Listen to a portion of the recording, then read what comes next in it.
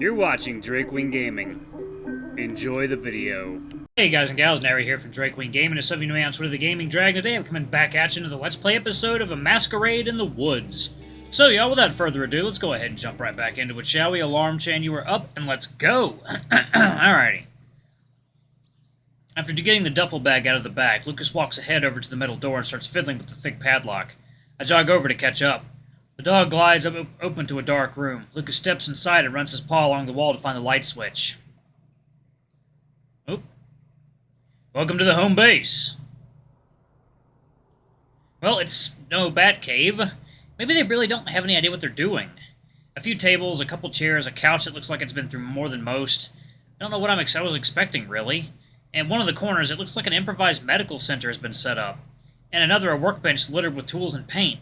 The whole room is cluttered with spray cans, paint brushes, screwdrivers, and wrenches. Welcome back, Striped Tail. I almost jump as someone speaks up behind me. Oh. I spin around and come face to face with a rodent. At first my heart jumps as memories of George flash past me. But he's not a rat, he's a possum. Shorter than George, about my height, with dark blue eyes and matching hair. So you're the new guy, huh? The possum steps inside and kicks the door shut behind him. He walks up to me and looks me over, his eyes scanning me from head to toe. His long pink tail slowly sways from side to side. I take a step back, glancing over at Lucas. Where'd you dig this cutie up, Lou? He smirks, and he's so close I can smell mint on his breath. I can't help but feel my cheeks heat up under close inspection. And why haven't you introduced me to him earlier? His whiskers twitch with the motion of his nose, and his voice drops to a whisper. He smells like one of your playthings, too. Lucas clears his throat and tentatively pulls the possum back by his arm, the rodent in question chuckling under his breath. This is Cody. Cody, this is... I'm Mason, or Ink. He pulls his right paw from his pocket, and after a moment of hesitation, I shake it. Looking down, his paw is different from Lucas's or River's. Not only does the fur feel a bit rougher and his fingers thinner, but his claws... He doesn't have any. Ink? Yep, that's what I use when we're out on the hunt. Oh, nicknames. I look up at Lucas. Do you have one too? Yeah, I'm Giant. Fitting, considering his size, I suppose. Wait, what do you mean by welcome back? Mason lifts one of his fingers to point at the stretcher and various medical equipment scattered in one of the corners. This is, where I took you after I found you. Well, I can only hope it's cleaner than it looks. Mason jumps up to sit down on the table in the center of the room, his long tail splaying out across it and his legs dangling off the edge. Lucas pulls a chair out and sets his bag down on it. So, we celebrating or what? Mason slides his backpack off his shoulders and unzips it, pulling out a six-pack. What? That all this is finally over. He coaxes one of the cans out of its plastic holder and tosses it to me. I just barely catch it, almost losing my balance doing so. Clumsy Cody, as always. And that we have a new team member. Mason tilts his head at me with a big grin, his whiskers giving a small twitch. I'm joining the team? Course you are, Striped Tail.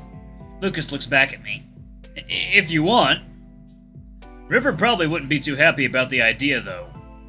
Ha, that's horseshit. I've done way worse with the same damage. Joining the team. I can't say the proposal doesn't excite me a little. I mean, it's every kid's dream to be a superhero. At the same time, the idea scares the shit out of me. From my experience so far, this stuff is nothing like the comic books.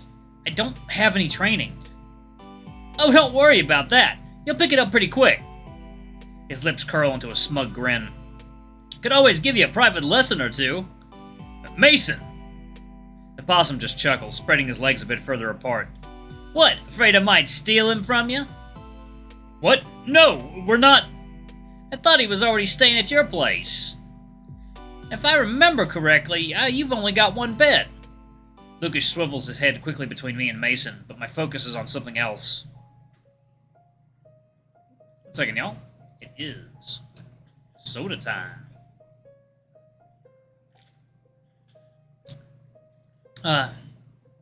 Home. I can't. I can't join the team. I need to get home. I need to let Miles know I'm okay. Lucas sighs and nods, giving me an understanding look. I understand. Mason gulps down about half the contents of his beer, wiping his muzzle with his forearm. Okay, then why'd you bring him here, Lou?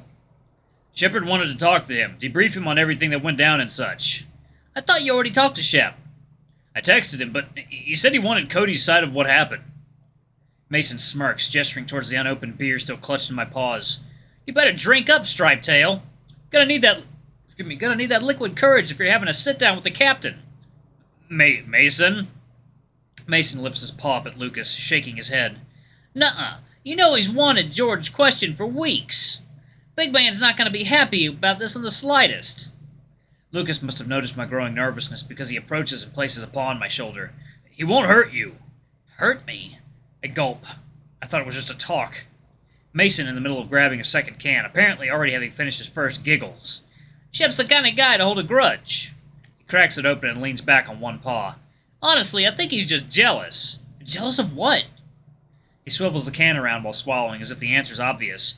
Jealous of you being the one to take him out. That sinking feeling returns. Lucas's grip on my shoulder tightens some. Shepard would never do that.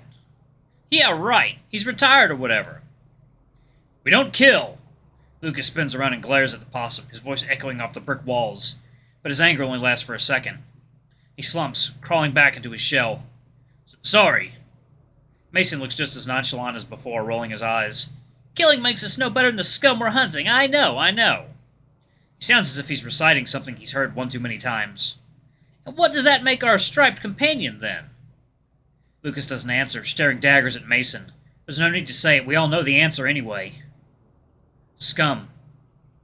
I mean, can you blame him? Self-defense, right? The big dog sighs, his eyes falling to the floor. I don't blame you for what you did. Lucas meets my gaze, struggling to get the words out. If I'd come earlier, maybe I could have stopped it. Maybe it wouldn't have had to come to that. Maybe no one would have had to die that day. Or maybe you would have taken the role of the killer instead of me. Or maybe that musty basement would have become our shared resting place. Maybe. I swallow and place my paw on his, shaking my head. You didn't know. Exactly. We didn't know you were going. Shep's not a fan of disobedience, but had you told me you were going rogue on us, I'd have joined you. He chuckles and puts the can to his lips, tilting his head back. I look down at mine. Blackmail brew. I don't know how much I trust this possum, but given the reputation the Shepherd's got going for him, one beer couldn't hurt. Like Mason said, I might need the liquid courage. Cheers. Goop, goop, goop, goop, goop, goop. Oh god, there's that creepy-ass music again. Catch! Ow! Ow! Shit, sorry. You alright, Tiny? Yeah, I'm fine. Could've warned me, though. Not my fault you skipped out on baseball practice. Well, what are you waiting for? Try it. Oh god, it's disgusting! What's wrong, fag? Can't handle a man's drink? I don't think beer's my thing. More for me, I guess. I brought some cider, too. It's in the bag. Did we have to come all the way out here to do this? It's a rite of passage, Tiny. 1 second, y'all. It's drink time. Not drinking a beer, but what I am drinking is going to make me be feeling pretty good later, so. You're not a real man until you've gotten hammered in an abandoned building. Not to mention underage. That's the spirit. I'm gonna put some music on. Try the cider. You're gonna love it, bro.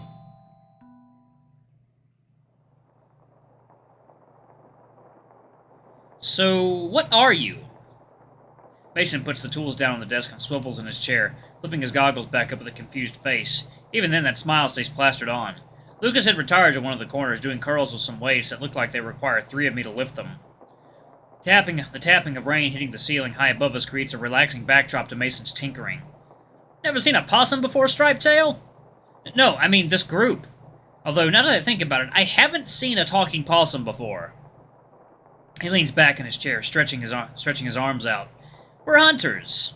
Tilting his head, he picks one of his tools up to fiddle with it. His voice drops low, mimicking that voice you can always hear in movie trailers. Doing what most only dream of doing. The tone makes me snicker, so I take a swig of my beer to cover it. It's awful, but I could get used to it. Do you all, do different stuff? Miles nods, cracking open his 3rd can. Yep, lose the muscle and pretty good with locks. Shep's the brains and coordinator, and Rivers is our in-house doctor, for whenever shit hits the fan. I don't even know if I'd fit in if I were to join. I don't exactly have any special talents or skills. But what about you? He puffs his chest out, lifting his chin high. I'm Ink. Lou's mask? That's the handiwork of yours truly. Speaking of, I wonder how Lucas is doing. I kind of want him to be here once this Shepherd guy shows up. If he shows up. So, if you all do this hunt thing, does that mean you all have masks? Yeah, want to see mine? I shrug my shoulders. Sure. He swivels back around and grabs his backpack, pulling out the same type of mask, only longer and with a different pattern. He gets up and walks over, handing it to me. Oh, that's cool. She's a beauty, isn't she? It looks just as worn as Lucas's, if not more so. What's with the patterns? Wasn't my idea. Shepard's? Ludwig's. I look back up at him. Who's Ludwig? Instead of answering, Mason walks back over to his desk, pulling open some drawers. Eventually, he finds what he's looking for and hands it to me. Huh. From what I understand, the whole thing was his idea, really. It feels different than the other ones. Maybe it's now much more worn and unrefined it feels. Maybe it's how much more worn and unrefined it feels, which is saying something considering the state of Lucas's and Mason's masks. Maybe how much less customized or more primitive it looks, but something about it gives the impression it's been seen so much more than the others. Full of history. Where is he? Dead. I'm sorry. Mason just shakes his head and smiles. Don't be. Wasn't very close to him. Never got the chance to meet him without the mask on. I hand the mask back to him, holding it feels strange in a way. Like trespassing on someone's property, or touching something in a museum you're not supposed to touch. Mason puts it down on the workshop desk. Footsteps approach, and Lucas comes walking over. He gives me a small smile before his eyes fall on the purple mask. Oh, why is... Mason lifts a thumb at me. Was just filling our favorite raccoon in on what goes on around here. He clasps his paws together with a big grin as he sits back down on his chair. Alright, my turn. 1 second, y'all. Drink time.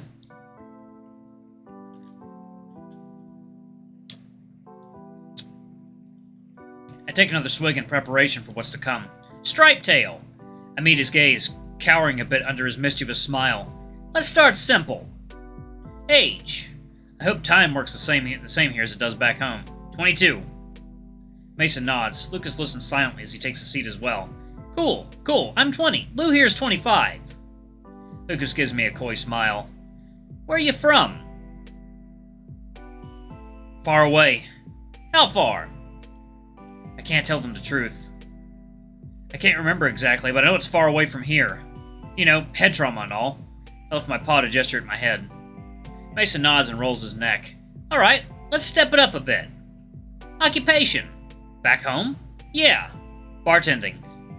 Ooh, I like this one, Lou. He chuckles and grins at Lucas, and I can't help but feel a bit self-conscious. Lucas's response comes out barely audible over the sound of the sky falling down outside. Me too. I turn my head to him, but his eyes avert mine. Mason swivels back towards me. Were you any good? I shrug, scratching the back of my neck with my free paw. Decent, I guess. I had a lot of help from my coworkers, though, and I didn't work there for very long. Why was that a step up, by the way? Mason's long tongue rolls over one of his fangs. You never know, could have been a stripper or something. I snort. Lucas chokes on his beer, almost spitting it out. Mason laughs. Sorry to disappoint. The possum keeps giggling, shaking his head. Not at all, Stripe Tail.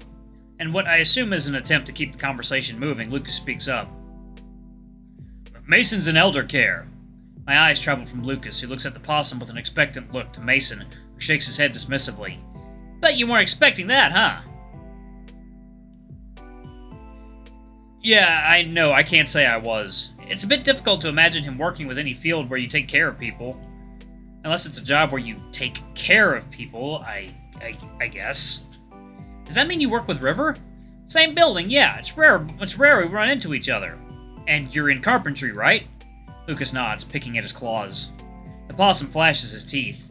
So if you need someone to wipe your ass, I'm your guy. And if you need someone to come fix a leak or whatever, lose your hunk. He snickers while the big dog turns crimson and looks off to the side. Wouldn't I call a plumber for that? Possum's long tail starts swaying back and forth behind him. Oh, don't worry. Lou's just as capable at laying pipe as any plumber. Mason! Possum folds over, a high-pitched laugh squeaking out of his muzzle. I chug down a few big gulps of my beer, mostly in an effort to cover my own embarrassment for asking. After a few more squeaks, Mason collects himself and sighs. Speaking of, he leans forward in his chair. Single? Yes.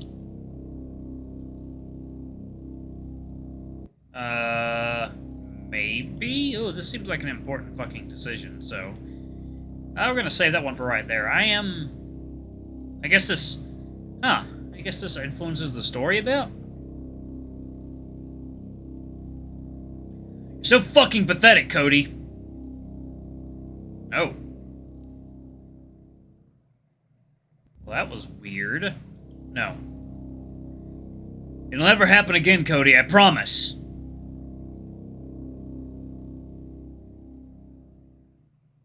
So, I guess that, okay, so what I guess is that this basically decides if any of the characters are going to hit on you throughout the story, or if you just want to focus on the story and not any of the romantic elements. So if that's the case, then this is a very smart decision you can make right now. So props to the devs. This is if that's what this decision does, that's pretty fucking cool.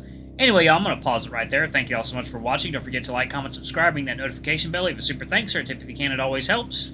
Until the next video, I love you all. I'll see you next time. Bye-bye.